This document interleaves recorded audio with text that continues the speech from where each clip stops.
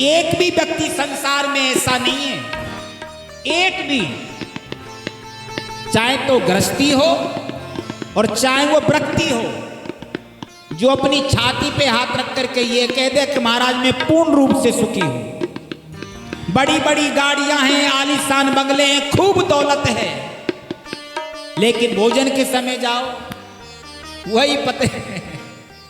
अभी हमारे सुबेटी कंपनी भाई साहब कह रहे थे, किससे कह रहे थे? जैन साहब से कह रहे थे कि जैन साहब आप बड़ा आनंद लेते हो। नहीं, ऐसे ऐसे करोड़पति हैं कोटा में जिनके पास खूब दौलत है, पर रात को 7-7 गोली नींद की खा करके सोते हैं। अब बताओ, पैसा बहुत है लेकिन भोजन के समय पतली सी मूंग की दाल और रूखा फुल्का। उनसे कहो भैया इतना सारी दौलत है, खूब पैसा, तो भोजन थोड़ा ठीक से किया करो, खूब अचार बचार सब। अरे महाराज क्या करें, डॉक्टर ने मना किया है, रोटी में घी लगा के खाएंगे तो ब्लड प्रेशर हाई हो जाएगा। अब बताओ, पैसा दिया लेकिन पेट में नहीं खा सकता, तो ये महाराज तन से दुखी, कोई तन दुखी, कोई मन दुखी। मन से दुखी कौन है? हर माता पिता बेटे को पढ़ाते हैं, लिखाते हैं, लायक बनाते हैं और सोचते हैं कि बेटे का विवाह अच्छे परिवार से करेंगे, बेटे की लच्ची बहू लेकर के आएंगे, और बेटा जो था वो पड़ोस की लड़की को लेकर के कर ली बेटे ने शादी। अब पिताजी मर्जी आए सो करे, बेटे ने तो कर ली मैरिज। तो कभी बेटा नहीं सुनता, कभी बेटी नहीं सुनती, कभी भाई नहीं सुनता, कभी पत्नी नहीं सुनती। मैं ऐसा चाहता था, उसने ऐसा कर दिया। ये महाराज मन से दुखी, कोई तन दुखी, कोई मन दुखी, कोई धन भी न रहे तो दास। धन से दुखी कौन है? बेचारा मजदूर, सारे दिन मजदूरी करता है, बड़ी बड़ी बिल्डिंग बनाता है, पुताई करता है, ठेला चलाता है, शाम को घर पर आता है तो 500 रुपये मजदूरी के मिलते हैं, और समझ में नहीं आता, खुद खाए, पत्नी को खिलाए, बच्चों को खिलाए, पढ़ाई लिखाई में दे, हारी बीमारी में दे, तो फिर सुखी कौन है? सुखी तो भैया जो द्वारकाधीश के भक्त हैं, वो संसार में सबसे ज्यादा सुखी है। कबीर दास जी ने अपनी शब्दावली में लिखा है, कबीरा सब जग निर्धना और धनवंता नहीं कोई, और धनवंता सोई जानिए जाके राम नाम धनी हो। धनी तो वही है जिसके पास में राम नाम का धन जमा हो, गोविंद के नाम का धन जिसने इकट्ठा कर लिया, कन्हैया के नाम का धन जिसने बैंक बैलेंस कर लिया, वो जीव संसार में सबसे बड़ा धनी है और सबसे ज्यादा सुखी है। आध्यात्मिक ताप, आदि दैविक ताप तथा आदि भौतिक ताप, इन तीनों तापों को विनष्ट करने की जिन श्री कृष्ण नाम में शक्ति है, ऐसे श्री कृष्ण भगवान को बार बार वंदन करते हैं, बार बार नमन करते हैं। श्री कृष्णा है वयम नुमा। तो आइए सज्जनों, जैसे आज एक पवित्र धाम में बैठ कर के हम लोग भागवत कथा के लिए एकत्रित हुए हैं, ऐसे पुराणों की विद्या के लिए परम एकांत, परम शांति का एक स्थान है जिससे हम कहते हैं नैमिषारण्य क्षेत्र। बड़ी पवित्र भूमि है, और नैमिषारण्य तीर्थ में 88,000 ऋषि, जिनको हम कहते हैं स्वनकादिक ऋषि, ये 88,000 ऋषि प्रातः स्नान करने के बाद सभी संत एक जगह पे आकर के विराजमान हो गए, और इन 88,000 ऋषियों की मंडली में परम वंदनीय श्री सूत जी महाराज का आगमन हुआ। सूत जी महाराज कौन है? वेद व्यास जी के परम शिष्य। जैसे सूत जी महाराज पधारे, 88,000 ऋषि जो बैठे थे उठ करके खड़े हो गए, पधारिए महाराज, अहो भाग्य हमारे जो आपका दर्शन हुआ। सूत जी ने कहा, ऋषियों आप सभी संत इतनी बड़ी बड़ी उम्र के हैं, किसी संत की उम्र 20,000 वर्ष की, किसी संत की उम्र 50,000 वर्ष की, और मैं आपके सामने 16 वर्ष का बालक, और मुझ बालक को देख करके आप लोग खड़े हो गए, मेरा इतना स्वागत आखिर क्यों? ऋषियों ने कहा, सूत जी आप दिखने में तो बालक हैं, दिखने में तो छोटे हैं, पर शास्त्र क्या कहता है?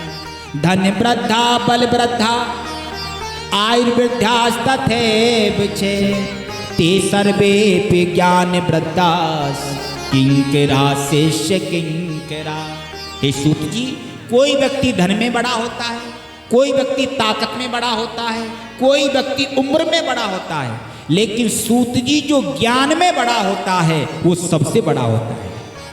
दिखने में तो आप छोटे हैं, दिखने में तो आप बालक हैं, पर मनुष्य के भीतर जो अंधकार भरा हुआ है उस अंधकार को दूर करने के लिए आप एक नहीं करोड़ों सूर्य के समान हैं, इसलिए आपको देख करके खड़ा होना पड़ेगा। ऋषियों ने कहा महाराज आप वेदों के ज्ञाता हैं, शास्त्रों के विद्वान हैं, अब आप हमें कोई ऐसी कथा सुनाएं जिससे हमें गोविंद की प्राप्ति हो जाए। देखो कितना छोटा संक्षिप्त प्रश्न किया है कि आप हमें कोई ऐसी कथा सुनाए जिससे हमें परमात्मा की प्राप्ति हो जाए। कोई संसारी प्रश्न नहीं किया। और हम लोग जब कोई भी संत महात्मा ब्राह्मण के पास जाते हैं तो हम लोग संसारी प्रश्न करते हैं। महाराज बेटे की शादी को कई बरस हो गई, अभी तक गोद खाली है, कोई उपाय बताओ। कोई कहेगा बिजनेस खोलने का विचार बन रहा है, बताओ उसमें आमदनी होगी कि नहीं होगी। अरे भैया ये फालतू के प्रश्न नहीं होने चाहिए। संत महात्माओं के पास जाकर के तो एक ही प्रश्न होना चाहिए, महाराज हमें तो केवल इतना बता दो हमें गोविंद की प्राप्ति होगी या नहीं होगी, या ऐसा कोई हमें साधन बता दो। श्रीमद् भागवत कहती है संत का क्षण और अन्न का कण कभी भी व्यर्थ नहीं गंवाना चाहिए। भोजन करते समय थाली में अन्न ना बिगड़े और हमारी वजह से किसी संत महापुरुष का समय बर्बाद ना हो। ऋषियों ने यही पूछा आप हमें कोई ऐसी कथा सुनाएं जिससे हमें परमात्मा की प्राप्ति हो जाए। सूत जी महाराज ने कहा ऋषियों आपने जो प्रश्न किया है अपने लिए नहीं पूरे संसार वालों के लिए किया है, क्योंकि हम लोग जन्म लेते हैं, युवा होते हैं, वृद्ध हो जाते मर जाते हैं। जीवन के पहलुओं को हमने समझने का प्रयास नहीं किया। आखिर हमें मनुष्य जीवन किस लिए मिला है?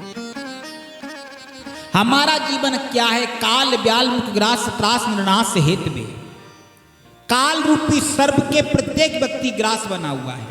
हम आपको अभी कथा सुना रहे हैं, सबको पता है, पर कल इस टाइम पर कथा सुनाएंगे या नहीं सुना पाएंगे इसकी कोई गारंटी नहीं है।